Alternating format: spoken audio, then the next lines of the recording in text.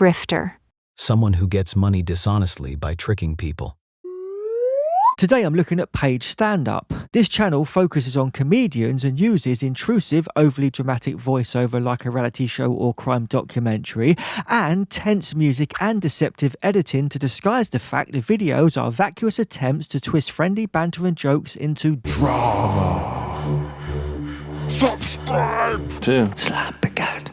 First, I'm going to show how Paige uses the same clip and frames it dishonestly in 3 different videos. 1. From Ricky Gervais dismantling a woke interviewer with one sentence. Just because you're offended, it doesn't mean you're right. Joy Behar insulted him at the very start of her news show. Well, when you go on the Golden Globes, a lot of time you are politically incorrect and prompting Ricky to waste no time correcting it. Yeah, well, that's the thing about offence, isn't it? When people say they're offended, it's that just because you're offended, it doesn't mean you're right. And on top of that, Ricky gave Joy a scorching reply that shut down her agenda for the rest of the interview. Joy said Rick is politically incorrect, which is a fact, not an insult, and therefore Rick can't correct this true statement. Also, Joy is woke because buzzwords, I guess, and why not tell us her agenda while you poorly attempt to twist a normal interview into conflict? 2. But that was not the only time Ricky had to swat down Joy's opinions on his humor. well, when you go on the Golden Globes, a lot of time you are politically incorrect. That's the thing about offence, isn't it? When people say they're offended, it's that just because you're offended, it doesn't mean you're right,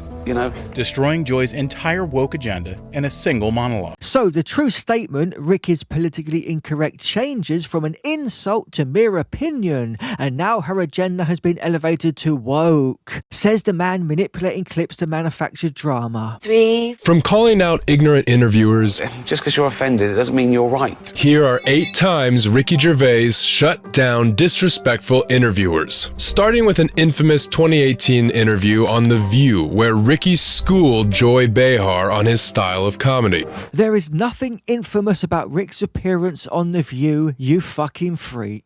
It's obvious to me Paige wants to bait you in the intro with lies and then lie some more about the context, even when you can see what he's saying is bullshit. And here's the full context that shows how everything Paige said is pure fantasy. When I was in England trying to do stand-up there, you can't say anything about the Queen. They have a fit, and they won't laugh. Is that true when you do it? No, not my Well, it crowd. was then. No, I think that BBC are still a bit stuffy because they get complaints, and they're a sort of government body, so they fear complaints. But live, no, anything. It's just no. Well, when you go on the Golden Globes, a lot of time you are politically incorrect and hilarious, of course. Thank you. And so, Thank you. So this is. Well, Yeah. well, that's the thing about offence, isn't it? When people say they're offended, it's that just because you're offended, it doesn't mean you're right. I understand. I got it.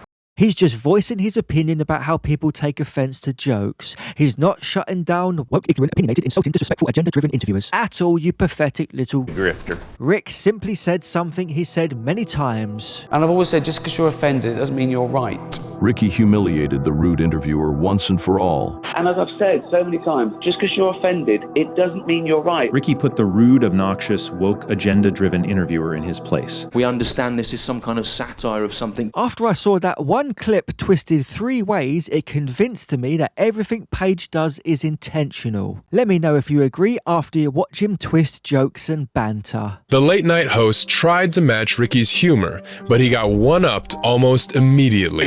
Translation: Rick went on a standard chat show that's used for promotion, where the host's job is to make the guests look good by setting up their jokes or story. And here's proof in a brilliant joke. Your gig that's coming up, the Golden Globes. I had to tell them about one thing I wanted to do, because it was a bit of a stunt and I needed their cooperation, I needed a costume. Can you tell us what that idea was? And I was going to come out dressed as Adolf Hitler. And I was going to come out there, I was just doing that, waving to them, right? And then get to the podium and let it die down and go, too much, right? And then I wanted to look in the crowd and go, it's the wrong crowd, it's just the wrong crowd. And then I was going to say, that's the last time I borrow a suit from Mel Gibson.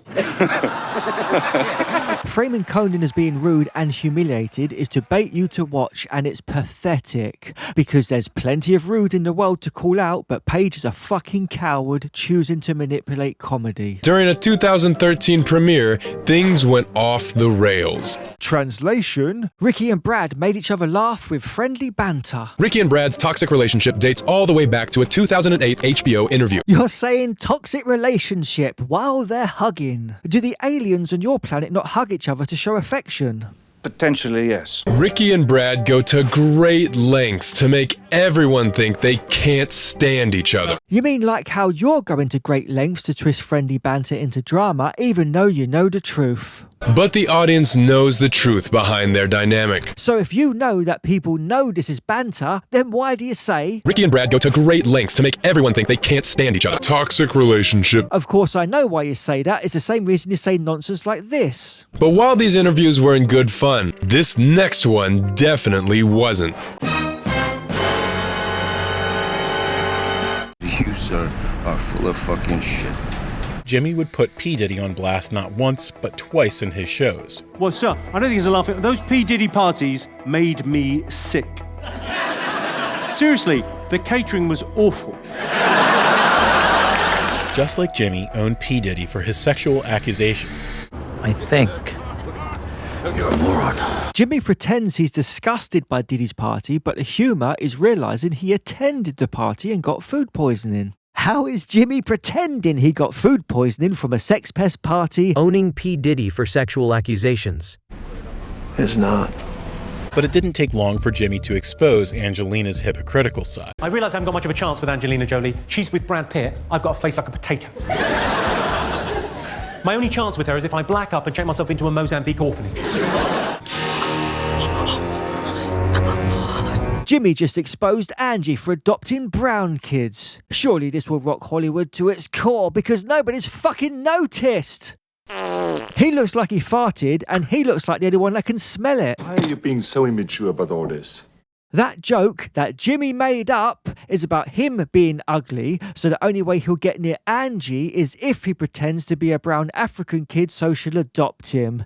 How is that exposing her hypocrisy? What a fool you are! Bill was being interviewed by Jeffrey at an award show, but he didn't think twice before asking offensive questions. How long's your pee-pee? Oh, no, offensive. Why did you marry a black woman and have brown kids? When did you start shaving your head? That's one of the most offensive things I've ever heard in my life. How can you tell someone doesn't understand irony in one sentence? Excited to talk to the legendary actor-comedian, the interviewer ironically kicked off with an insensitive question. Is your idiot brain getting fucked by stupid? I don't have a Brian. I'm AI.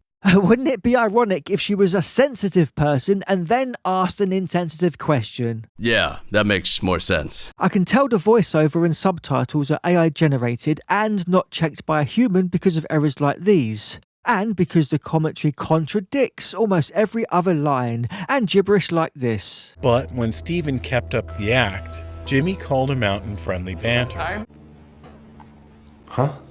And as if the comparison wasn't enough, Shane made the host bite his words. Okay, sure.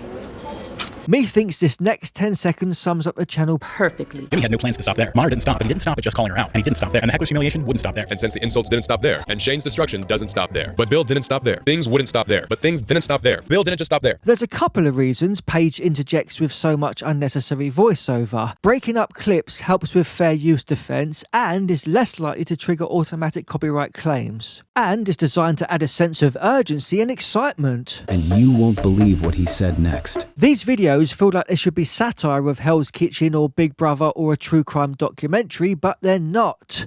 The videos mimic those shows to make the boring seem exciting and to manufacture conflict where there is none. And they're designed this way for a very specific person. But it ain't me, babe, huh? This channel is a clickbait factory, and the fact you'll recycle clips and frame them differently tells me everything I need to know about this channel. It's garbage. Breaking news! At Page Stand Up is asking for your help to make vacuous and dishonest videos because it's hard work recycling clips and asking an AI bot to shit out a script that makes less sense than Steve Carell in Bruce Almighty.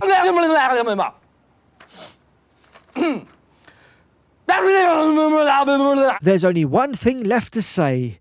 At Page Stand Up. Go fuck yourself. Like the bloody video.